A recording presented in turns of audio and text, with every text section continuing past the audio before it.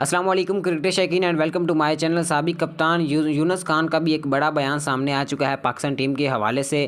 یونس خان نے کہا ہے کہ جب بابر اعظم اور محمد رضوان ٹیم میں آئے تھے تو ان کا بیٹنگ نمبر کیا تھا۔ بابر اعظم شروع میں نمبر 3 پر کھیلتا آیا ہے اور محمد رضوان نمبر 5 پر۔ فخر زمان شروع سے ہی اوپنر آیا اور پرفارمنس دی۔ یہ دنیا میں کہیں اور نہیں ہوتا کہ مڈل آرڈر کے کھلاڑی اوپننگ کریں اور اوپننگ مڈل آرڈر میں کھیلیں۔ بابر اعظم سے اچھا اس وقت کوئی نمبر 3 پر نہیں کھیل سکتا، اس وجہ سے مڈل آرڈر بھی مضبوط ہوگا۔ فخر زمان ایک قدرتی اوپنر اور تیز کھیلنے والا ہے، اس کو زبردستی سے مڈل آرڈر بیٹسمین نہ بنایا جائے۔ بابر اعظم کو بہادر کپتان بننا پڑے گا اور پاکستان کے لیے مڈل آرڈر کو خود مضبوط بنانا ہوگا۔ آپ کو فخر زمان کو پہلے 6 اوورز مارنے کا بولنا ہوگا۔ یہ جھوٹ ہے کہ ہم آسٹریلیا انگلینڈ کی طرح کرکٹ نہیں کھیل سکتے۔